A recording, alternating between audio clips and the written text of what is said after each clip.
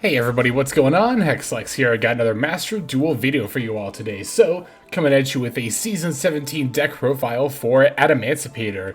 This is definitely one of my favorite decks in the format, and honestly, when I think about the Vernusylphs and just how impactful they've been in this deck, it kind of makes me feel a little bit sad that they had to come at the same time as Tearlaments. I think if we had had an opportunity where we had gotten the Vernusylphs, like, before the Tearlaments, this deck and a lot of other Earth-based decks could have really taken off, but I do think Adamancipator is by far one of the decks that most benefits from the inclusion of the Vernusylph engine. So, in this current list, it's going to be a little bit different, very slightly different from the last one, but just a few minor updates. A lot of the same major strategies are all here, including the Power Tool Braver Dragon package. I know a lot of people are not a fan of getting their hand ripped out by Smoke Grenade, but for one, I just happen to have a royal one, so it's like I can't not, right? And two, I think in this meta where Tearlaments, just by the nature of their existence, are unfair, your deck definitely has to be doing unfair things if it's not built specifically to counter them. Now this list, this iteration, doesn't have as many tier counters as we had before. Like before we were playing Bear Statue of the Drought, but I just found that card to overall be a little bit bricky and just not super great. There's a lot of times where you'd end up excavating it off of like one of the Adamancipator tuners, and it's not great to summon because you can't obviously special summon anything except for Earth, and really the only way to get off the board at that point is to go into something like Asa or Nightmare Cerberus, which is probably not ideal at that current point in time. So yeah, for that reason I just ultimately decided to take out the Barrier Statue of the Drought and just more focus on our game plan as the Adamancipator deck, rather than like trying to go super far out of our way to counter Tearlaments. I think just by nature of having a solid game plan of our own right, we can end up doing just fine against the deck, at least a decent bit of the time. And this list isn't really doing anything too fancy overall. We're on triple Doki Doki, which for a while I was not playing in Adamancipator, but with the Vernusylphs, the Earth monsters in particular, especially ones that can help you extend, become a lot more valuable, because there's a lot of games where you're going to have to start off with a Vernusylph effect, and for that reason you're not going to be able to go into stuff like Raptite to advance your board state. So having Earth monsters that can help you extend is very good in that regard. That's also one reason I really like the Braver package in this particular build of Adamancipator, is because the whole engine is Earth. All of it is Earth, so you can do it while you're even being locked under the Vernusylph effects. We are playing to Tackle Crusader now. That is something that's slightly different. This card ends up being a little bit better for its ability to bounce Solic and Perlarino. That's why we're playing 2 copies. Some people have opted for 3. I'm just rocking the second copy here. Rocking, a pun not intended there. Otherwise, it's just really all the stuff you would expect to see, right? I mean, we've got the 3 Xenoguitars, of course, the 3 of each Koa'ki, Guardian, and Supplier. We're maxed out on Adamancipator tuners. We're maxed out on Vernusylph of Missing Seedlings, Flourishing Hills, and Awakening Forests. Although, if you don't have the UR materials for Flourishing Hills, this is definitely the one you can get away with the most. Like, this is definitely the one you need the least, I guess I should say. So, don't worry about it if you are lacking 3 copies of this card. You can still definitely play the other Vernusylphs, and it would be just fine. Missing Seedlings in particular can grab Earth Fairies, of which, of course, all of the Exchange of the Spirit stuff is, the Ishizu cards. We're playing the max copies of each. Definitely want max copies of the Shufflers. Kelbek is still a great disruption, and Agido, if nothing else, is a good extender. The Nefariouser Archfiend here is in order to get us into the Power Tool Braver Dragon. Basically, the way that you get into Braver Dragon is if you have a Spellcaster and a level 4 lower Earth monster, so that can be either Asa the Earth Charmer Immovable, most likely, or Fairy Tale Snow occasionally, plus any level 4 lower Earth monster, you can special summon the Nefariouser Archfiend from your main deck. You can actually activate this effect from your main deck. You can summon it and then bring back a level 4 lower monster with its effects negated. You'll want to grab the Adamancipator Analyzer specifically because it's a level 4 tuner. That, combined with the level 5 Awakening Possessed, will allow you to go into the level 9 Braver. From there you can equip your Smoke Grenade and Rod of Silence. Braver equips them from hand deck or graveyard, so it doesn't matter if you mill them or not, or if you opened with them, you can still equip them. Or actually, no, it only equips from the deck and graveyard, but you can obviously just still equip the cards from your hand. In any case, You can then look at your opponent's hand, discard a card. That in and of itself is often enough to disrupt them, but if you're also able to summon to Baron de Fleur, then you can, well, make this card, and then during your opponent's standby phase, activate Baron's effect to sack herself and bring back the Braver, once again ripping a card from your opponent's hand, even after they've drawn for a turn, which is really nice. But yeah, I mean, aside from the Braver package, which definitely is not regular in Adamancipator, like it's definitely not needed at all, but again, I like it. It's Earth-based, so again, you can play it under Vernusylph, and again, I have a Royal Smoke Grenade, so of course I'm going to play it. But it's also very, very powerful, so I am very satisfied with it. So, I have some games, of course, for you all today. But before we jump into those, let's go ahead and break the list down card by card so that you know everything that is in this deck. So, we're playing 3 Maxx, 3 Doki Doki, 3 Adamancipator Seeker, 3 Adamancipator Researcher, 1 Cartorhyn, the hidden gem of the Seafront, 3 Ash Blossom and Joyous Spring, 3 Vernusylph with the missing Seedlings, 1 Gigantes, 3 Koa'ki Mirror Guardian, 1 Revival Golem, 2 Tackle Crusader, 1 Fairy Tale Snow, 2 Adamancipator Analyzer, 3 Koa'ki Supplier, 3 Rockband Xenoguitar, 3 Vernusylph of the Flourishing Hills, 3 Vernusylph of the Awakening Forests, 2 Keldo the Sacred Protector, 3 Mudora the Sword Oracle, 2 Kelbek the Ancient Vanguard, 2 Agido the Ancient Sentinel, 1 Awakening of the Possessed Nefariouser Archfiend, 1 Block Dragon, 1 Foolish Burial, 2 That Grass Looks Greener, 1 Smoke Grenade of the Thief, 1 Rod of Silence Chaos, 2 Call by the Grave, and then finally 1 Crossout Designator. That's going to go ahead and do it for our main deck. Now for the extra deck, we're on 1 Herald of the Arclight, 1 Adamancipator is in Raptite, 1 Adamancipator is in Dragite, 1 Power Tool Braver Dragon, 1 Baron de Fleur, 1 Sword Soul Supreme Sovereign Cheng Ying, 1 Abyss Dweller, 1 number 41 Baguska, the terribly tired Tapir, 1 Gallant Granite, 1 Nightmare Cerberus, 1 IP Masquerena, 1 Asa the Earth Charmer Immovable, 1 Nightmare Unicorn, 1 Appaloosa Bow of the Goddess, and then finally 1 Underworld Goddess of the Closed World. There's our list. Let's go into some gameplay. Alright, so for our first game, we're going to be up against Tearlaments. No surprise there, I think.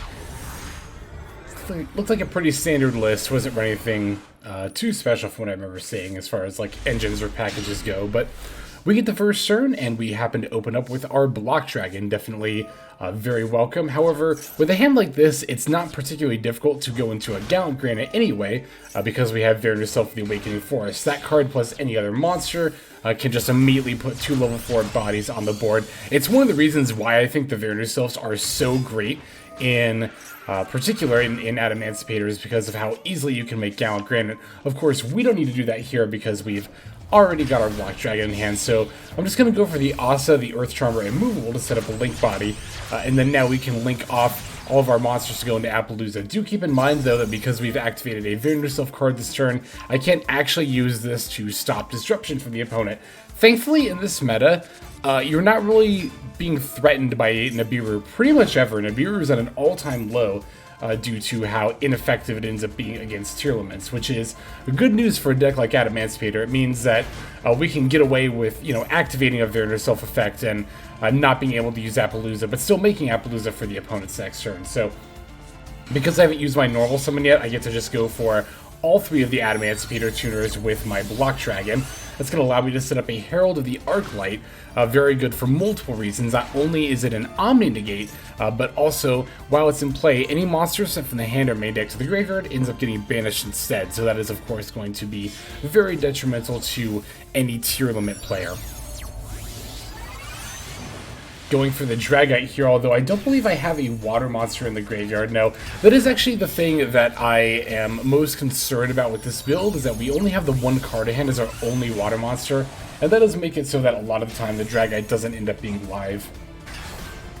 It's actually to the extent where I've almost even thought about replacing Dragite straight up with the Borload Savage Dragon instead, but of course the Dragite is good as a disruption tool in its own right for its ability to bounce cards. So here my opponent's going to Imperm on the Herald. That right away tells me that they're probably on Tearlaments, so I'm going to definitely use the Baron de Fleur to negate that. My opponent's got a triple tack, and I was just about to say, if my opponent ends up threatening me with another powerful spell or trap card, I can at the very least still have the Omni Negate of the Herald of the Arclight, so I'm a bit more lenient as far as giving up my Baron's Omni Negate. Opponent's going to try to sneak a Havness in there, but thankfully we can use Appaloosa to just go ahead and negate that outright, as well as the triple tack preventing it from stealing one of our cards. So we only have 2 monster negates left on this board, because again, remember, we don't have a water monster in grade for this Dragite, so it's a little bit annoying, but 2 monster negates should probably get us through this turn. Opponent only has the Havness, and well, now the Shyren, but they're actually going to summon the Havness and then crash into the Appaloosa. Very good play on their part. Main phase 2 looks like they're activating Scream and then specialing the Shyren. Looks like they're going to try to mill a tier limit name, and they've got the Mudora that they sent from hand to graveyard as well. They're putting back their own Havness to make it a little more likely that they're actually going to be able to hit that. Thankfully, we have our Block Dragon on the field and not in the graveyard, so that managed to dodge the Mudora here. Alright, I'm putting some of my extra deck stuff back in response just to, use my Mudora.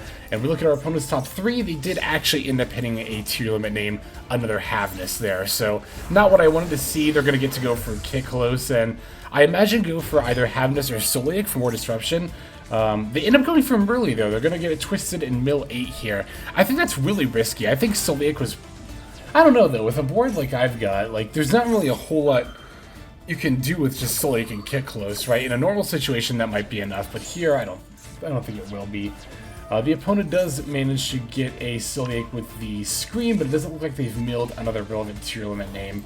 They did mill a Havness, but again, that's the one they've already activated, so no luck there. Alright, here I'm going to start by using my Dragite's effect in order to bounce my opponent's board. My opponent's going to respond with a Solic, a little bit annoying, but definitely not the end of the world by any stretch of the imagination. They, of course, get to proc the Merly effect and now fuse the Kick Close with the Merly in order to make the Roll Close. They get to mill 3 here, which is honestly the scariest part of this turn, but thankfully they didn't hit any further extenders or anything. Like if they had hit like an Agido or a Kelbek or something, that might have been a little bit scary, but we do have another level 10 Seeker on our extra deck, so I'm going to normal summon the Seeker and go straight for the Chinging, not activating Seeker's effect because I don't want it to get negated and destroyed by Roll Close. Just through its board presence alone, that's already going to bring the Roll Close down to a much more manageable scale, but I'm going to activate the Block Dragon, which will not only put more damage on the board, but then trigger Chinging's ability to then banish my opponent's Roll Close. So that's a pretty ideal game against tier limits where you can see that when we get to go first, Adamancipator can still put up some very, very scary inboards, and tier limits, for all they can do, often do have a difficult time fighting through a full Adamancipator inboard. So there's that first duel. Let's go ahead and go straight on to this next one here. Up against another tier limits player. The list looked pretty, relatively standard. One thing I thought that was funny, though, is that my opponent's playing one copy of Beast King of the Swamp. Not King of the Swamp, Beast King of the Swamp. It's pretty much the same thing, but doesn't have the ability to switch poly. I don't know if my opponent maybe just doesn't have the SR materials for King of the Swamp or just got the wrong one, but in any case here, I get to go first, and once again, I open with some Vernusylph cards, or rather one Vernusylph card, just the Flourishing Hills, but that is enough to very easily set up multiple level 4 monsters on the board, 2 of which I'm going to use to go for who else but Gallant Granite. You can see that I got the Foolish Burial in hand, so you might be thinking, well, you don't even need Gallant Granite here, and it's true that I don't need it, but I still like the idea of going into Gallant Granite and not using the Foolish to send Black Dragon straight up, just to try to bait out some responses from my opponent. If I can get an Imperm or an Ash Blossom with the Gallant Granite, that would be great. Plus, also, it is a good way of baiting out Maxx, doing all these, summoning level 4 monsters on the board first. That way I'm not committing Foolish Burial to Block Dragon, which then my opponent might end up, with a Shuffler or a DD Crow or something on their next turn to get rid of it. So just making sure that we're seeing if our opponent has responses before committing to plays. Alright, once again, I'm going to end up going for an Appaloosa, but once again, because I've used Vernusylph effects, I am actually not able to negate monster effects with her this turn.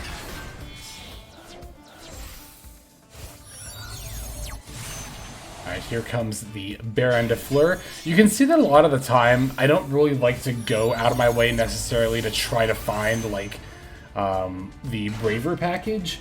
It's one of those things where it's like, if I naturally end up in a situation where I can go into Braver and it's not out of my way, then fine, I'll do it. But most of the time, I really just prefer these more standard inboards. So, a little bit of deja vu here. Once again, my opponent's going to throw out an Imperm and try to negate this Herald of the Arclight. But once again, I'm totally fine using Baron on it because, you know, the Herald of the Arclight, of course, is going to threaten to banish all of my opponent's stuff. And, at the very least, if I need another Omni-Negate effect, I still have that. So this is an interesting tech my opponent's got here, Radiant. I imagine that's to make the reinforcement of the army a little bit better, as Rhoda only being able to search Rhino Heart sometimes isn't super great. So, opponent's going to start by activating Shiren. I'm just going to go ahead and negate that. They then are going to normal summon the Radiant and battle. I'm perfectly fine with this because, you know, this of course means that they have to move to main phase 2 and they can't kill me this turn. And maybe my opponent either forgot about or didn't know about the effect of Herald, but they chose to activate Radiant, banishing him early from the top of the deck. That's a bit of an oof, and then just immediately conceding, which, you know, I'll take, but again, a little bit confusing. So, yeah, I don't know. I guess they might have just been trying to do some kind of, like, desperation play. Maybe they did have a spell or trap card they were trying to mill. Who knows, but that's going to go ahead and do it for this duel. Let's go ahead and move on to the next one here. So here, we're once again going to face a deck with tier limits, but it's not quite a tier limits deck as you would traditionally think of it. It's more of a mirror match, actually. We're playing against an Adamancipator deck that's got a tier limit package in it, which is actually not terribly uncommon for Adamancipator decks nowadays. For this video, I thought I'd stick to a more traditional build that just didn't have any tier limit cards at all, because I know a lot of people are not wanting to see tier limit every single day, and I'm definitely making an effort to not just show tier limit every single day. That said, if you are particularly interested in seeing an Adamancipator variant with tier limits in it, definitely don't be afraid to let me know in the comments below, and I would be more than happy to show off a deck like that. So, thankfully our opponent didn't have that great of a start. They just ended up T-setting and passing, which in the year of our Lord 2023 is never a good sign. And we get to, once again, start off with a Vernusylph play. Awakening Forest is going to end up sending the Revival Golem, and we get to go ahead and do that. So I actually ended up milling 5 here with the Kelbek, right? I decided to go ahead and get it twisted because I saw I was against another 60-card deck. As an Adamancipator deck with the ability to potentially OTK this turn, I thought that the risk was worth it. We look at our opponent's mills, and they did actually end up pinning a Shiren, so they were on tier limits cards. Indeed, 60 cards doesn't mean they're never tier limits. It means they're a little less likely, but a lot of the time they can still have tier limit cards. They also had a Mudora, which isn't super great for me. So all in all, probably shouldn't have activated this Kelbek here. I think that was a misplay and definitely greedy on my part, but all the same here, my opponent's going to get to Fusion Summon in order to make a Kidkalos, because they did end up having a Havness in hand. Which, to be fair, at the very least, this lets me know that they have a Havness in hand. I was going to say it means that they don't have the Havness to use the Disruption, but they just end up searching another copy, which makes this Kidkalos not super great. Especially the fact that my opponent summoned it in defense mode, but you know, I'm going to have to ultimately summon the Gallant Granite anyway, so I decided to. I should have summoned mine in attack mode, though. It was also a misplay on my part. Opponent actually managed to hit a Kelbek and a Tackle Crusader here. That's pretty annoying, especially because they have another tier name in the yard as well. They did hit a Rhino Heart, but thankfully it doesn't seem like they have a tier limit monster as the last, or card, rather, as their last card in hand. Even if they did, I guess I have the Mudora here as well, so I'm going to go ahead and pop that off now, targeting their Mudora. Especially want to do that before my Block Dragon hits the graveyard. So they're going to bring back their Fairy Tale Snow in response, but we had the Keldo set up as well. Beautiful. So no Fairy Tale Snow on their part. Not that it particularly matters. It's not like I was going to really OTK them this turn anyway, but I do still have to be mindful of the back row being potentially a Soliek, but in a 60-card deck, I don't think that's particularly likely. In any case, I now get to summon the Block Dragon, and then special the Researcher, activate her effect, because it's going to hit, if nothing else, a Doki Doki, which is pretty great. And looks like it will end up being the Doki Doki. It's probably going to be the Doki Doki either way here, though. There's not many things that would take over the ability to summon a Xenoguitar here. So I ultimately decided to go for Changing here. Because I was looking to banish my opponent's Kitkalos. The opponent does have a Called by the Grave for my Block Dragon, which is definitely annoying, but far from the end of the world. And that's actually going to... oh no, I'm sorry, I thought that did trigger my Changing's effect, but it's, you know, that is the case. But in any case, I get to put back my Smoke Grenade, add a Supplier. I actually probably should have put the Supplier on top so they guarantee get a hit, but now looks like we hit a Koa'ki Guardian anyway. It's fine, we'll just get super lucky.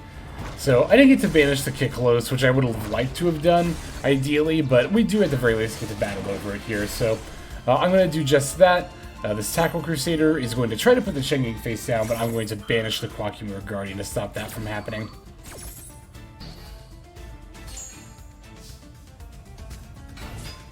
I then get to normal summon this Tackle Crusader as my last card before sinking all 3 other monsters on my board, besides Changing, for a Baron to Flourish. So between the Changing and the Baron, I really don't think my opponent's going to be able to come back here, and indeed they end up conceding. Beautiful. Alright, we have one more duel to look at. Let's go straight into it. And for our final opponent, they're actually going to be on a Dark Magician deck, and it's a Dark Magician branded deck, 60 cards. Which is super cool to see. I do encounter Dark Magician from time to time, but it tends to be the stun variant that's just on like 3 Soul Drain, which is a lot more boring than what my opponent's cooking over here. So they're going to take the first turn, and I don't really have anything in the way of disruption in my hand, so I'm just going to have to let them do their thing here. They're going to Lure of Darkness before using Preparation of Rites to grab an Illusion of Chaos. Illusion of Chaos is of course going to get what else but Magician Souls, the single best piece of Dark Magician support out there.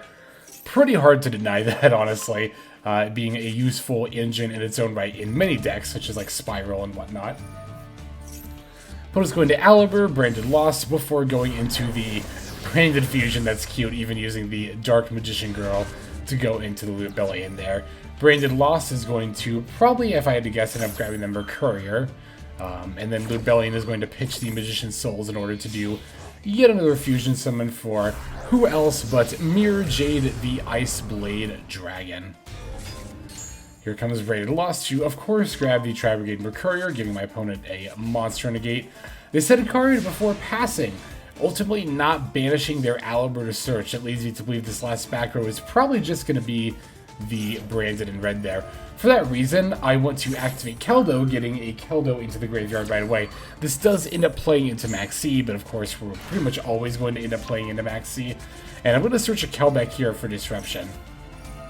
Oh no, I'm sorry, I thought I discarded a Keldo. No, I discarded an Agido. I attempt to trigger the Kelbek here as well to bounce the Meiru Jade, but doesn't end up going so well. The Agido is admittedly a little risky here, though I figure between the Dark Magician cards I'd seen already, specifically like Dark Magician Girl, I didn't think my opponent was going to be on a tier limit as well. Thought that would be very unlikely. Although, to be fair, there are a lot of good branded cards that could still mill, but yeah, being under Maxx, there's not really a lot I can do without giving my opponent a whole bunch of draws here, and I'm not particularly confident in my ability to OTK them at this time, so I decided to ultimately set up a rather minimal board before passing here. Opponent's going to try to use the Soul Servants to, what does that do, bring cards back or something? I am so woefully ignorant when it comes to Dark Magician. Oh, the draw cards. Yeah, they're trying to draw cards, so decided to just use Mudora to prevent that. End up taking direct hits from Aliber and Meiru Jade, but it's not really that big of a deal. I'm going to use the Mudora here to discard a Kelbek. My opponent's going to call by the Kelbek. I guess they do not want to get it twisted. They are not, in fact, looking to have each of us mill 5 yet again. Not that I really blame them, of course. Gonna normal summon this Tackle Crusader. That's going to end up being bait, though, as I wanted to see if my opponent would get rid of one of my level 4 monsters while I had 2 of them out, which they end up doing. Now, if my opponent had waited until I summoned Gallant Granite and then banished with Meiru Jade, I would be in a world of trouble. might still manage to get, like, salvage some kind of a play, but I probably just would have had to have defaulted to Bagooska. But here, thanks to the opportunity to summon Gallant Granite, I get to go for Block Dragon, and between Block Dragon and Gallant Granite, I can link for Asa. Now I get to trigger the Block Dragon effect, getting my searches, and then from there, yeah, I was just gonna say, not even knowing the duel is gonna end there, that it's pretty much over, but my opponent apparently seemed to agree, as at that exact moment, they end up conceding. So, that's gonna be our games with Adamancipator. As you can see, we definitely still more than hold our own against Tier Limits, and even have more success playing against Tier Limits, frankly, than when we were so gung-ho to play against them. Sometimes, even in the face of, like, you know, a tier 0 threat, you still just have to lean into your deck's actual strategy, as opposed to trying to throw everything at just countering tier limits. But in any case, that's going to go ahead and do it for these games. Let's move now to our outro. Alright everybody, thank you so much for watching all the way to the very end of the video like this. That means a whole lot to me. Not just personally, but it's also a great way of supporting the channel as well. If you're interested in supporting the channel in other means, you can of course feel free to comment and or subscribe right here on YouTube. I'm always looking to the comments section. You guys leave some pretty awesome feedback as far as like constructive criticism goes when it comes to deck building, gameplay, channel content, all that stuff. So feel free to leave your opinion down there. I will be sure to take a look at that there. And then subscribing is going to be the best way to get notifications of when these videos drop. That does happen every day, by the way, so if you're looking for daily Master Duel content, you've come to the right place. And there are more places where you can get some daily Master Duel content. If you check out the description below, follow the top link over to my Patreon page. There, for just $5 a month, which is as much as you pay for a booster pack, you'll find a lot more value than a pack full of filler over there. We've got some previews for content upcoming here on the channel. We've got some exclusive games that are only posted over on Patreon over there.